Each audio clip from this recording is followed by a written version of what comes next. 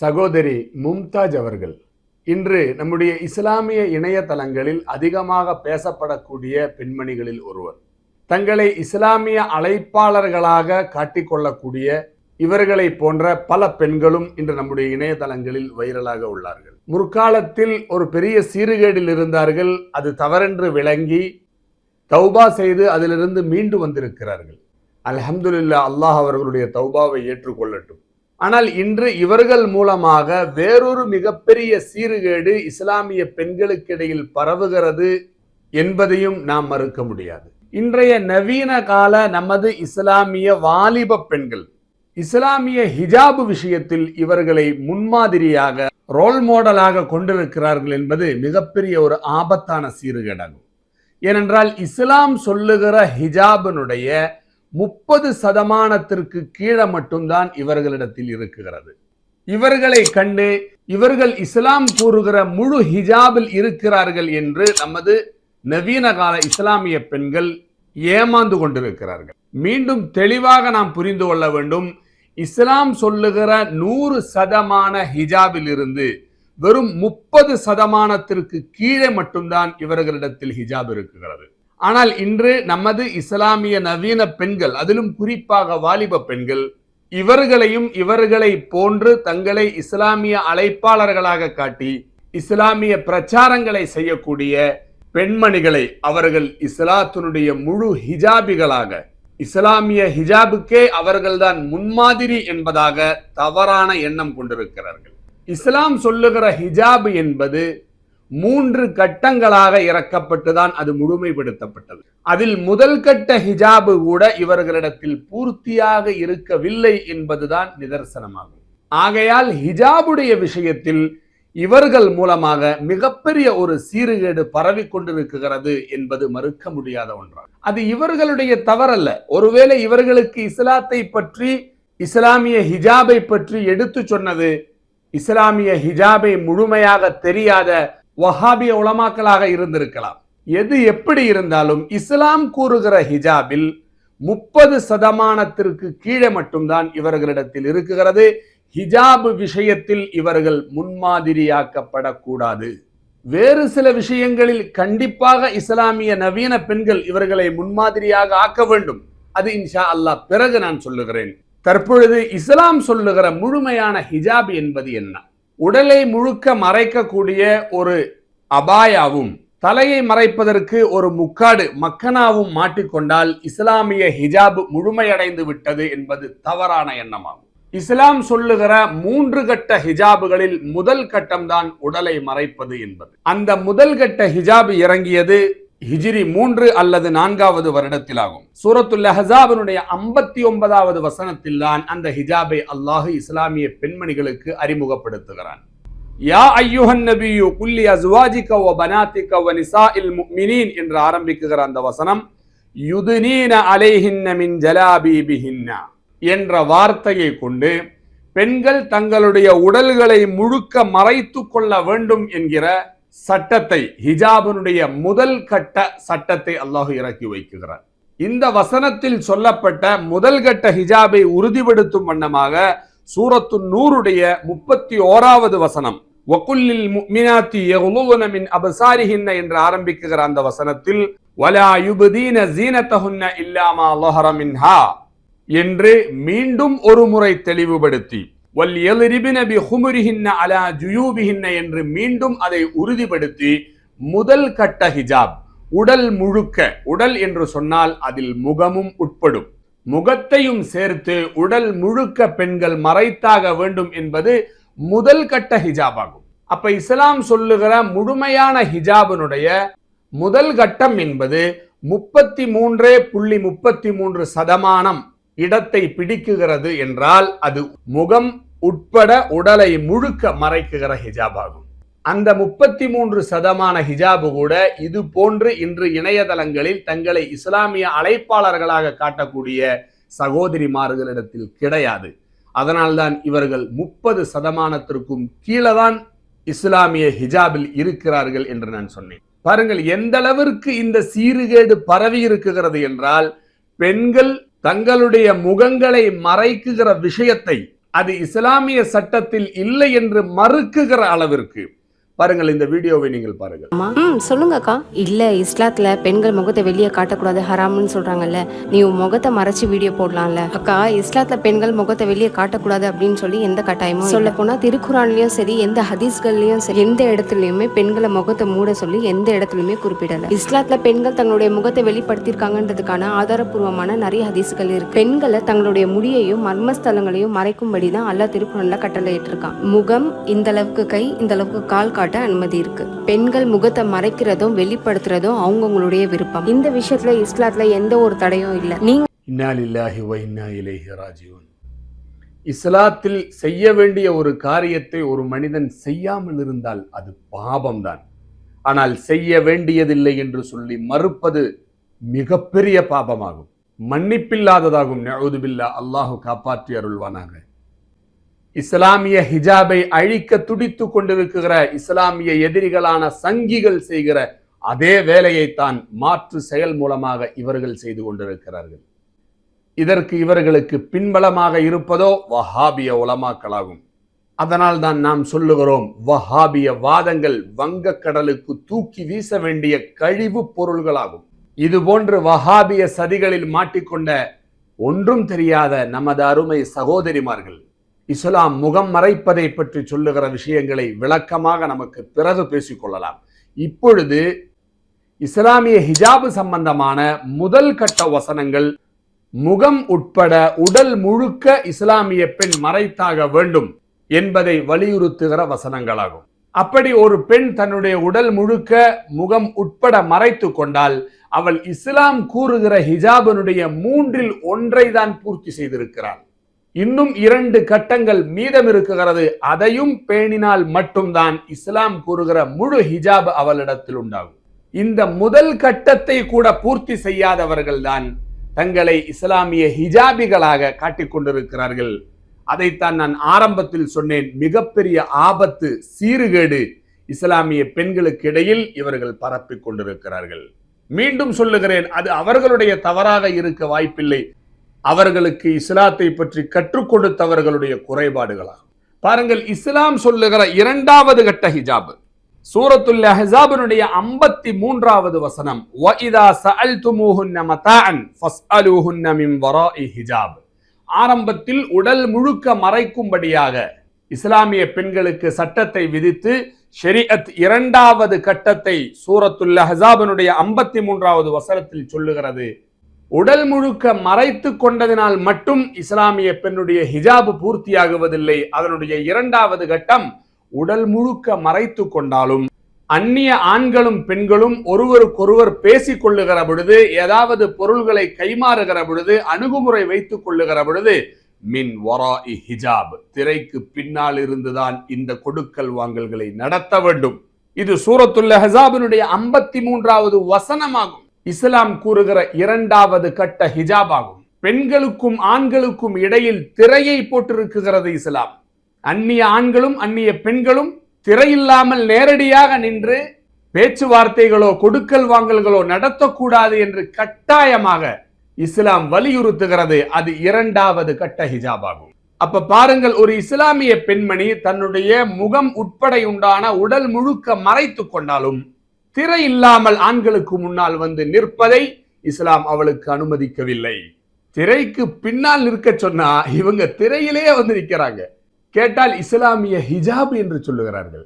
இவங்களை போய் குத்தம் சொல்றீங்களே, தங்களுடைய அவுரத்துகளை காட்டி ரீல்ஸ் போடுற பொம்பளை இருக்கிறாங்களே இஸ்லாமிய பெண்கள், அவங்கள பார்க்கும்போது இவங்க எவ்வளவு பரவாயில்லையே அப்படின்னு உங்களுக்கு எண்ணம் தோன்றுவதாக இருந்தால் நல்ல எண்ணம் தான், கண்டிப்பாக சந்தோஷப்பட வேண்டிய காரியம்தான். ஆனால் இஸ்லாம் கூறுகிற பருதா எது? தொழுகைக்காக பள்ளிக்கு பக்கமே வராமல் இருக்கிற ஒரு இஸ்லாமியனுக்கு முன்னால் பள்ளிக்கு வருகிற ஒரு இஸ்லாமியன் கண்ணியமானவன் தான், அவனை பார்த்து நாம் மகிழ்ச்சி பட வேண்டியதுதான்.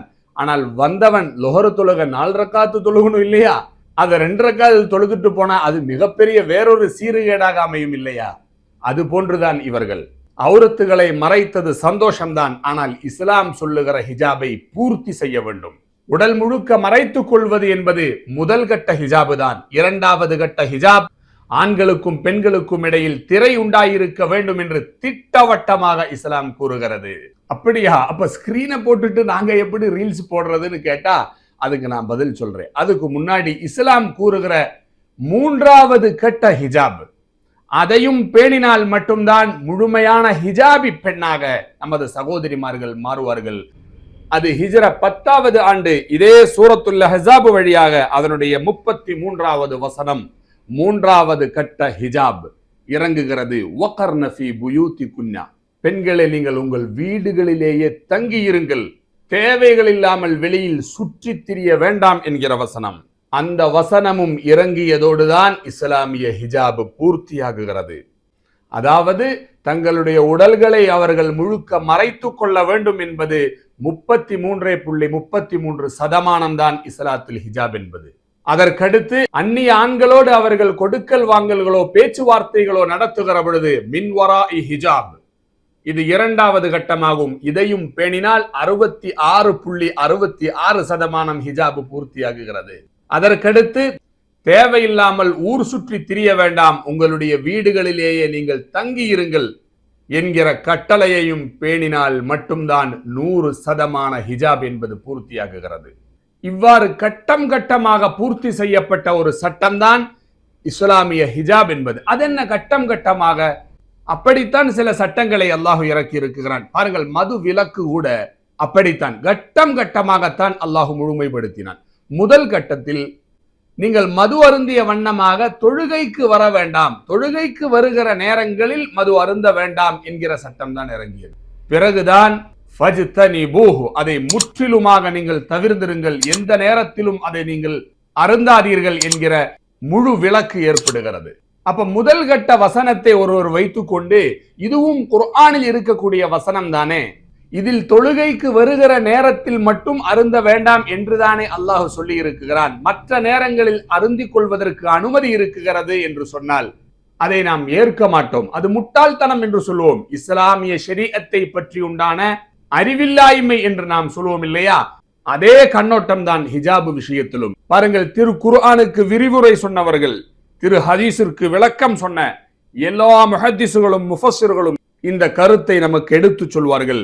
எடுத்துக்காட்டிற்கு ஸஹீஹுல் புகாரியினுடைய விரிவாக்கங்களில் தலை சிறந்த ஒரு விரிவாக்கமான உம்தத்துல் காரியில் இமாம் பத்ருத்தீன் ஐனி ரலியல்லாஹு தஆலா அன்ஹு அவர்கள் சொல்வார்கள், அன்னல் ஹிஜாப ஸலாஸத்துன், ஹிஜாப் என்பது 3 கட்டங்களாகும். அல் அவ்வலு, முதன்மையானது, அல் அம்ரு பி சத்ரி வுஜூஹிஹின்ன யதுல்லு அலைஹி கௌலுஹு தஆலா யா அய்யுஹன் நபி குல் லி அஸ்வாஜிக வ பனாதிக வ நிசாஇல் முஃமினீன், முகம் அடக்கமுண்டான முழு உடலையும் மறைக்கும்படியாகத்தான் முதல் கட்ட ஹிஜாப் ஆகும். அது சூரத்துல் அஹ்ஸாபினுடைய 51வது வசனம் மூலமாக நிலைநாட்டப்பட்டது.